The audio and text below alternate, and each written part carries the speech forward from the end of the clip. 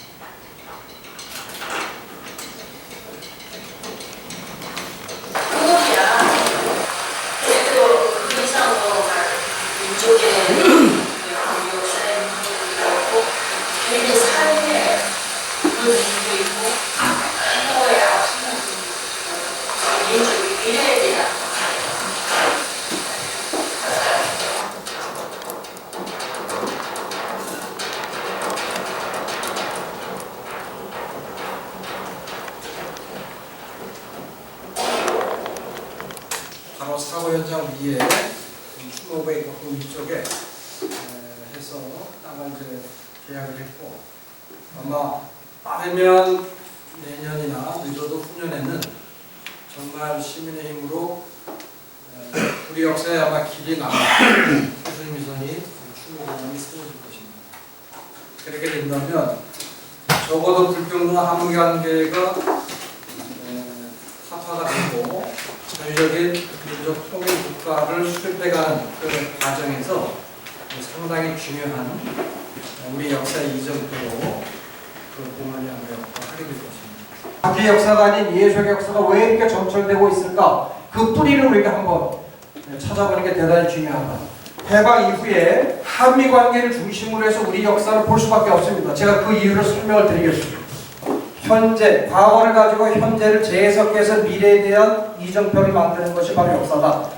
그렇게 얘기를 합니다. 저는 심영복 선생의 그 주장이 지금 바로 우리 민족 또는 우리 민족 전체에게 주는 목소리다 이렇게 생각을 하고요. 바로 1894년은 한편으로는 일본군이 관군과 협작해서 농민군을 아주 절멸을 시킨 시기도 하지만 그게 한반도를 매개로 해서 청일전쟁이 벌어졌습니다.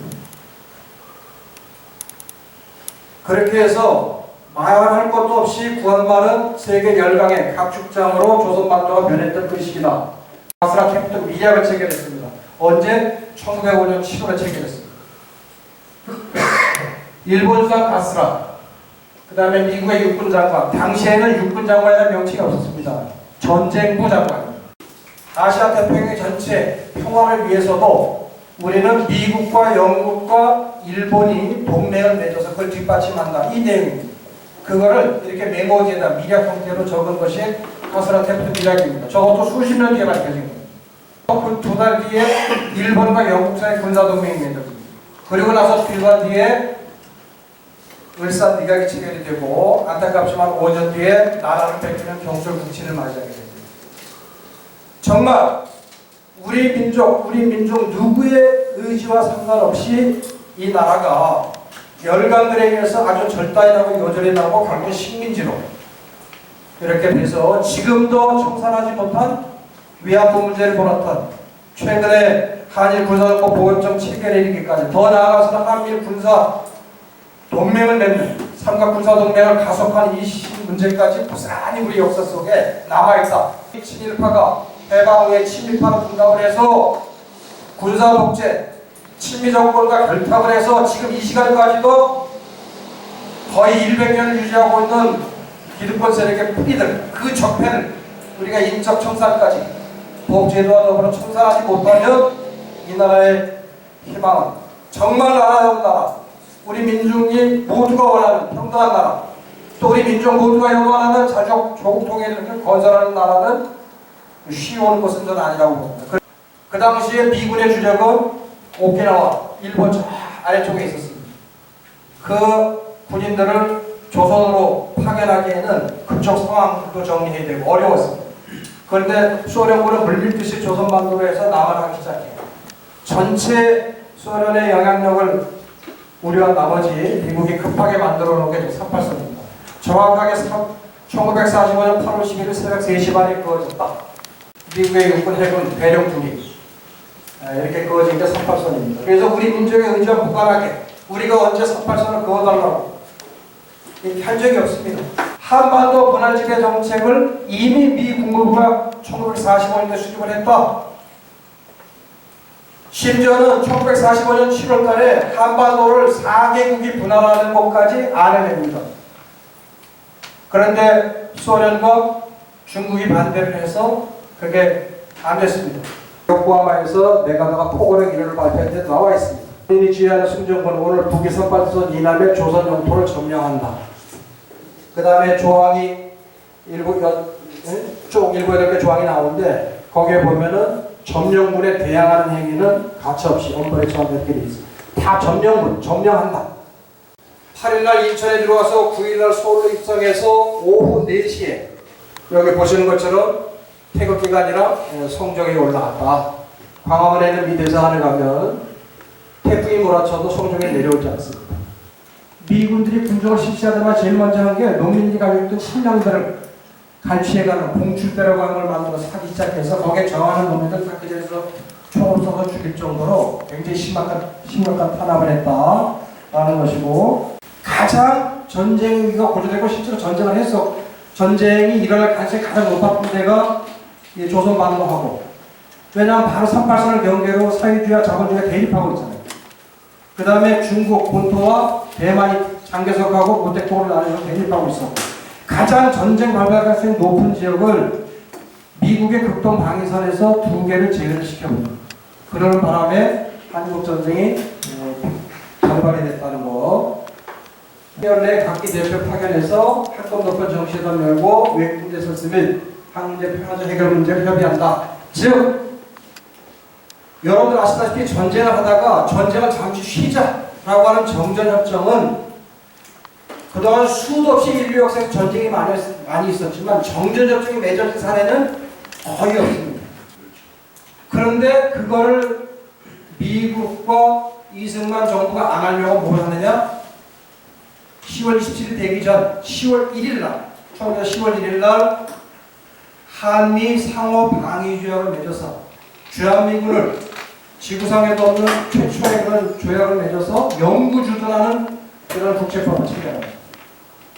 그래서 주한미군이 주둔을 하고, 그것이 이후에 54년도에 이루어지는 제네바 평화협정을 만들기 위한 회담이 이루어지는데 그때도 그것이 이제 논란이 돼요.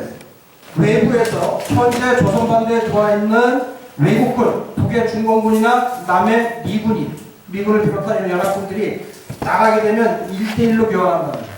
대한민국, 미국이 들고 나온 것은 유엔 감시하에 북에 대해서만 자유선거를 치르자는 주장을 해요. 그 다음에 북과 중국은 어떤 주장을 하느냐? 유엔 감시하에, 중립국 감시하에 선거를 치르거나 특히 외국 군대가 정전증에 나와 있는 대로 다 출소해야 된다. 이 주장을 해요. 중요한 것은 오히려 군사 쿠데타입니다. 안타깝지만 4.19 혁명도 미완의 혁명으로 끝났습니다. 그때 많은 사람이 피를 흘렸습니다. 3.15 부정선거 이후에 김주현의 시대에 떠오르고 나서부터 쭉 해서 가자북으로 오라남으로 만나서 판문점에서 결국 우리 민족의 비극, 이 독재정권 지속되는 바탕은 이 분단에서 비롯된다 해서 통일을 지향했던, 요구했던 사람들을 피로 물들였던 사건이었고, 그것이 완성도 되기도 전에 오히려 군사 쿠데타를 통해서 안타깝지만 군사 독재 정권의 장기간의 암울한 시대를 맞이하게 되고, 특히 내가 미시아의 국장 중 해외 공작 수업 중에 가장 성공한 것이 대한민국에서 군사 쿠데타를 성공시킨 것이다. 그것이 가장 내가 업적으로 내세울 만한 CIA 해외 공작 사업이다. 이렇게 주장할 정도로. 지금은 서울 유스호스텔로 바뀌었습니다만 이게 그 유명했던 남산 중앙정보 무수히 많은 사람들이 고문을 당해서 죽거나 비명에 행사당했던 미국이 여러분들 구체적으로 친미 정권이 위기를 받게 되면 그 다음에 친미 정권을 세웁니다. 그래야 자신들의 이해가 한반도를 정점으로 한 동북아의 자신들의 이해, 패권이 받쳐진다고 믿기 때문에 그래서 사실은 박정희 군사정권을 용인해주고 쿠데타를 뒤에서 공작을 사실은 지원하고 그리고 그 당시에 수업파가 없었어요. 미군이 장기간 주둔하는데 그 외국 군대의 지위를 규정하고 있는 법을 체결하지 않은 나라는 사실 그때 대한민국밖에 없었어요. 미군 범죄가 너무 극성을 부리고 그래서 얼마 되지도 않는 여론에서 막 그거를 비판적으로 보도하니까 그래서 66년대 수업학 체결하는데 수업학 체결 사전 미국의 요구가 있었어요. 첫 번째는 월남 참전하라는 거, 두 번째는 일본과 한일협정 체결하는 거, 이 두 가지 요구를 주면서 그러한 걸 통해서 친미 정권을 통해서 사실은 대리 통치를 미국이 하게 되는데 그러다가 68년도 1.2 사태 이틀 뒤에 푸에블로 납치 사건 레티나라고 하는 한미연합훈련이 시작이 돼요. 그러다가 여러분들 아시다시피 70년대에 거쳐서 80년대로 들어오면서 뭐로 바뀝니까? 팀스피드 훈련으로 바뀌고 지금은 을지 포커스 하는 게 있고 한계 1로 하는 게 있고 그 외에 더 많이 차면 다국적 훈련이 있습니다. 다국적 한계는 미국이 자신의 나라에 내부 모순이 있을 때 모순을 해결하는 고리로 주로 이 제3세계 동맹관계를 맺고 있는 나라의 문제를 활용한다. 가깝게는 여러분 아시다시피 1997년 최초로 50년 만에 정권 개최가 일어났지만 김일성 대통령이 어려움을 겪습니다. 뭐 때문에요? IMF 때문에. 무기만 파는 게 아닙니다. 그와 연관된 산업이 미국 전체 시장을 지배하고 있어요. 아시다시피 인터넷도 그렇고 요즘에 실생활에 많이 쓰고 있는 무인정착이 너무 비싸니까 가격을 내서 드론이라고 하는 것도 나오고 별의별 게 다 나옵니다. 육삼선을 통해서 남과 북이 서로 동의하에 유엔에 같이 가입할 수 있는 교차생인도 되기도 하고 그러면서 한데 좋아하는 이미 북군, 중공군 58년대 철수시켰으니까 없어요. 남쪽에 미군, 그 다음에 여러 가지 그 DMZ, 비무장지대에 다국적군들이 있습니다. 그런 사람들은 다 내보내라. 이런 안을 내고, 그 다음에 유엔사를 해체하겠다라는 건 서방 측 안으로도 내고, 그게 두 개 다 통과가 돼요. 그런데도 아직까지 이행이 안 되고 있습니다. 미국 군사교보, FN, 필드 매뉴얼이라고 하는 데 보면은 아메리카 중국 군대는 다른 나라의 지위를 받지 않는다 이렇게 되어 있습니다. 보이시는 것처럼 이게 유엔군 사령부 깃발이거든요. 다시 얘네들이 이렇게 들고서 팔입니다. 79년 11월 11일이 있었고요. 걱정이 조금 놀랍했습니다. 그러다가 잘 아시는 것처럼 5.18 광주항쟁이 있었고 정말 광주항 85년 6년부터 제가 서울에서 정말 수많은 대학에 이 5월만 되면 광주 강연, 이 5.18 강연을 많이 했습니다. 광주항쟁 당시 이 끔찍한 민족적 비극이 벌어졌던 시기에 외신은 이걸 어떻게 보도하고 있는가 그걸 찾아가지고 강연에 참고를 하려고 찾아봤는데 지금도 제가 소름이 끼치죠. 놀라지 마십시오. 그게 91년도인데 다 오래져 있어요. 제가 188 서울올림픽도 미국의 동의하에 올림픽이 추진됐습니다. 올림픽 추진하고 안정적으로 추진되는 대신 하나의 군대를 지네들 이익 때문에 와 있는데 거기에 우리 보고 돈을 내는 겁니다. 그때부터 그래서 비공식적으로 공식 협정은 91년도 체결됐는데 88년도에도 돈을 주고 89년도에도 돈을 주고 90년도에 돈을 줬어요. 비공식적으로 우리 세금이 미국한테 쓰여졌습니다. 그 다음 보더라도 알 수 있습니다. 여러분들 아시겠지만 90년 동서냉전 무너지고 91년도 걸프전 있었죠. 걸프전 일어난 이유도 단순합니다. 왜? 군사복합체에 엄청난 한계가 있었어요. 미국과 소련, 사회주의 자본주의를 대표한 이 동서냉전이 거기서 무너지잖아요. 서로 화해. 그래서 핵무기를 포함한 재래신국이 다 이제 없애버리는 협정을 줄줄이 맺어가지고 다 없애버리는 작업을 해. 그러니까 군사복합체가 발전한 거예요. 쟤들 이 깨져버리니까. 그래서 결국은 소련과 냉전이 붕괴됐습니다. 그러니까 새로운 적을 만들어. 그게 93년대 중국 위협론이라고 하는 것을 미국에 부상시킵니다. 바로 한미동맹이 어떻게 변했느냐? 나라와 나라 사이의 일국 간의 동맹이 아니라 지역 동맹으로 전환해야 된다라고 하는 걸 최초로 만들어낸 게 바로 이 중국협력을 통해서 부상합니다. 그래서 미국을 지금 가장 어떻게 보면 주적으로 설정해놓고 미국의 모든 군사 안보 정책을 지금 추진하고 있다. 그 사이에 평통사는 끊임없이 대중들에게 국방비 삭감 운동을 pit도로 소파 개정 운동이나 미대사관 집회, 내 아니면 폭행령 폐쇄 투쟁. 그러다가 여러분들 아시다시피 2001년도 구인의 사태가 터지면서 MD 문제가 이제 본격화됐죠. 지금 사드도 MD와 연결되어 있습니다. 동북아 MD를 위해서 가장 중요한 무기 체계 중에 하나가 사드 체계거든요. 그거를 도입을 하려고 하는 거고요.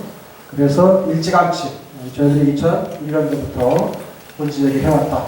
그러다가 아까 영상도 보셨지만 조선임 이사님, 제가 현장을 가보니까 그날도 무지 더웠어. 6월 14일 지방선거가 있었고 14일 날 아침 10시쯤 갔는데 막 피를 얼마나 하는지 흙으로 쌓은데 이렇게 수북해. 거기를 이렇게 떠들쳐 보니까 피가 떡이 됐어. 나가고. 근데 가서 현장을 보니까 아까 보시면 영상 봤죠? 어마어마한 미군이 보유한 장갑차가 제일 무거운 겁니다. 54톤짜리 AVLN 궤도 장갑차라고 하는 건데 그게 왕복 2차선 도로인데 폭이 3.3m. 그런데 이 차는 무려 3.66m. 그러니까 어떻게 돼요? 그 당시에는 지금은 도로라도 갓길이 있지 그때는 없었어요. 그냥 흰선 살짝 거져 있는. 그 다음에 옆에 풀이 있어. 피할 데가 없어. 요 간격들 오는데 저쪽에서 브래들리 탱크가 또 훈련 받으러 간다고 막 또 고속으로 내려와. 이 언덕백인데. 그러니까 어떻게 돼? 지들끼리 부딪히면 다 죽습니다. 그러니까 이쪽으로 틀었어. 스키드 마크가 여기서 확 트는 게 나타나. 워낙 무거운 장갑차니까. 그래서 일직선으로 깔아 뭉갠 겁니다. 지금도 아직 공개를 못하고 있습니다. 저희가 1년 반을 싸워서 의정부 검찰청으로부터 수사 자료를 넘겨받았습니다. 엄청 1년 반 2년을 싸워가지고. 그런데 공개하는 자료가 있었어요. 미국 정부가 썼습니다. 수사 자료가 미국으로 넘어가요. 미 육군 문서 보관관에서 있다고. 거기하고 또 싸웠습니다. 한 2년을 싸웠어요. 그래서 넘겨받았어. 그 자료는 한국 의정부 검찰청에서도 갖고 있지 않은 자료예요. 시신을 다 옷을 벗기고 앞면과 뒷면을 찍은 사진. 그거는 지금까지 공개를 못하고 있어요. 너무 끔찍해서. 그런데 대한민국 경찰과 군인과 그 당시에 안기부 이런 놈들이 뭘 했냐? 사고 나고 현장에 의정부 추병원 지하 영안실에 갔더니 그놈들이 나타나서 유족을 협박하고 있었어요. 빨리 장례치르라. 그래서 그런데 안타깝지만 그 협박에 굴복해서 하루 만에 그냥 화장을 했어요. 화장을 하고 그 다음날 약속 장소에 갔더니 오늘 소령이 우리는 면담 약속한 적 없다 이러는 바람에 유족들이 정신을 바짝 차리게 된 거고, 그때 아까 여고생들이 미사단장이 근무하는 의정부 야전사령부 앞에서 우리가 촛불을 들고 처음으로 야자를 하다가 소식을 듣고 나온 여고 2년생 한 100여 명하고 같이 촛불을 하며 싸웠던 게 바로 그 장면인데요. 그때부터 촛불이 시작이 됐다 이렇게 아시면 되겠습니다. 연합상명 반대투쟁도 했고, 안타깝지만 2006년도 이명박 정부가 들어서자마자 제일 먼저 미국하고 전략적 유연성을 합의했습니다. 이건 뭐냐? 주한미군을 국가위군들이 두지 않고 전 세계 지네들이 필요로 하는 전쟁에 주한미군을 수시로 탄력적으로 배치를 해서 신속기동기를 운영하겠다라고 해서 합의해 준 년도에는 5년마다 열리는 유엔에서 열리는 NPT 회의에 가서도 저희가 주도전에 참여해서 방위활동도 하고 뭐 별거 다 했습니다. 여기 보시면 알겠지만 이게 박상철이라고 탈북자 중에서 제일 악독한 놈입니다. 저희하고 많이 싸웠는데 이 뿌리는 것 때문에 여기 보면은 미국에서 온 놈들입니다. 미국은요, 미국 정부가 한국의 탈북자 단체를 지금 한 3천만 달러를 지원해주고 있습니다. 어마어마한 돈이죠. 그게 미국 국가 예산에서 종식으로 내더라고 해서 국가 인권 기금이라고 하는 기금으로다가 미국 정부가 예산을 편성을 해요. 그거를 주로 어디에다 지원하느냐? 우리 국내에 들어와 있는 탈북자 단체들한테 지원해요. 그래서 힐체인을 도입합니다. 안타깝지만 힐체인은 한국형 미사일 방어체계라고 해서 북이 핵 또는 미사일 장착해서 우리를 쏘려고 하면 쏘기 전에 30분 전에 미리 쪽에서 파악해서 저쪽에 쏘기 전에 선제 타격을 하는 그 말이 됩니까? 이거 아직도 미국이 완성한 무기가 아닙니다. 계속 완성해 가는 무기인데 이런 걸 하겠다고 벌써부터 난리를 치고 있기 때문에 문제라고 하는 거. 더 심각한 거는 아직도 민족적 안감이 끝나지 않았는데 일본과 집단자유권 내 보장을 실시하기 위해서 일본은 평화법 구조를 사실상 폐기했습니다. 국내로 만들었고 아프리카를 뜯어 고쳤습니다. 그래가지고 명실공히 한반도의 유사시 언제고 자유대가 한반도에 진출할 수 있는 여건을 이미 법 제도적으로 완비했다. 이미 그만큼의 막강한 군사력도 가지고 있다. 그걸 일상적으로 한미일 3국의 군대가 그런 해상 군함을 훈련을 포함해서 여러 가지 훈련들을 일상적으로 하고 있다. 이런 것만 보더라. 통일대방론 주장했지만 사실은 뭐 이런 걸 주장했던 흡수통일론하고 같은 내용이죠. 말만 그렇게 하는 게 없지 않습니까? 그런 내용을 보시면서, 그리고 2015년 이후 사드 한국협정 반대투쟁을 우리가 지속적으로 해왔고, 지금 이 시기를 관통하는 한미일, 특히 한미 군사관계에서 가장 핵심적인 사안이 저는 사드라고 하는 핵심관입니다.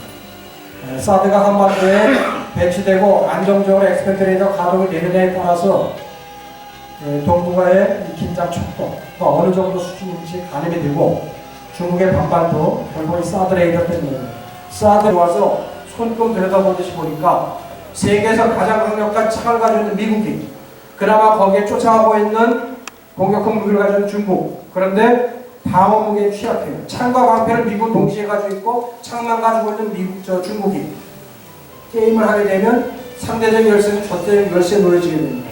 그래서 군사 전략적 균형이 깨져요. 그렇기 때문에 중국이 편착 뜨는 겁니다. 그런 점에서, 그런데 안타깝게도 구한말처럼 그 열강의 각축장으로 지금 한반도가 지금 한반도에서 그런 이제 각축장이 되고 있다. 라는 현실을 기업의 과제는 촛불을 잘 살려가면서 적폐청산을 실질이 이루어지는, 적폐청산은 두 가지입니다. 정말 불합리하고 불평등한 잘못된 법 제도를 개정하는 것. 최종적인 목표는 인적 청산하는 겁니다. 친미 세력을 청산 못해서 친미 세력으로 군정에 등용하고 이승만 정부부터 지금까지 친미 정권의 희생에서 그들의 기득권이 누려진 것처럼 모순이 우리는 100년 넘게 쌓였습니다. 그 정세추를 우리고 행동하지 않으면 절대로 현실의 모순을 우리가 고쳐나갈 수 없다. 이렇게 얘기합니다. 과연 자주민 통일의 출발이 되었던 민주의 성지, 특히 이번 광주에서 여러분들이 원하던 대로 이제 우리가 정권 교체와 또 새로운 대통령을 세웠습니다. 저는 생각보다 굉장히 잘하고 있습니다.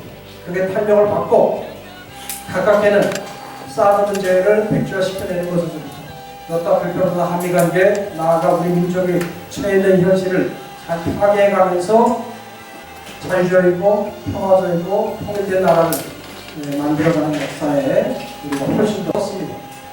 그렇죠? 전 세계 언론이 전 세계 나라에서 왜 우리의 촛불 시민혁명을 칭찬합니까? 가장 평화적인, 가장 모범적인 민주주의 모델이라고 왜 얘기합니까? 전 세계에서 유례가 없는 전인 미담의 길을 우리가 걸었기 때문에, 그래서 가장 악독한 정권이라고 하는 박근혜도 쫓아냈고 파면시켰고 구속시켰고 수하들도 지금 다 구속시키면서 청산을 하고 있어요. 이런 역사가 전 세계 어느 나라에 있었어요? 없었잖아요. 그것이 우리가 촛불시민혁명 힘입을 저력이고, 이 원동력으로 저는 우리가 새로운 길을 전 세계 어느 나라도 걸어보지 못했던 전인미답의 길을 간다. 누가 가냐? 권력 정권이 가는 게 아니라 우리의 힘에 의해서 떠맞춰서 이것이 탄력을 방사 가는 것이다. 결국 종국적 승리는 우리 민족과 민족의 이가 유혹으로부터 자주평화 통일을 절절히 염원하는 마음과 그 실천으로 뒷받침해주는 힘으로부터 나오는 것이다. 그래서 우리의 역사를 자랑스럽게 만들고 부끄러운 조상이 되지 않도록 장민호사님 말씀처럼 부끄러운 조상이 되지 않기 위해서라도 우리가 이렇게 삶을 살아가야 된다. 이렇게 말씀을 드리면서 제 얘기를 마치도록 하겠습니다.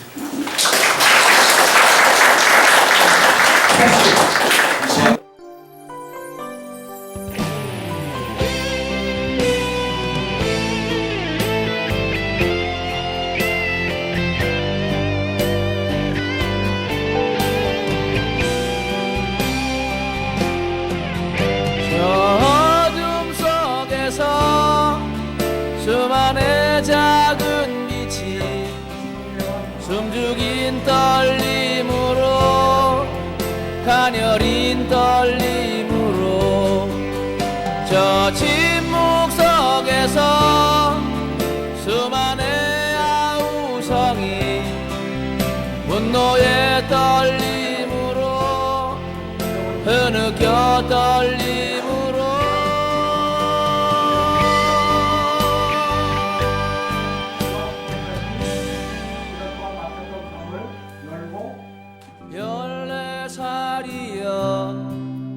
아직 피지 않은 꿈이여 비춰오지 않은 세상이여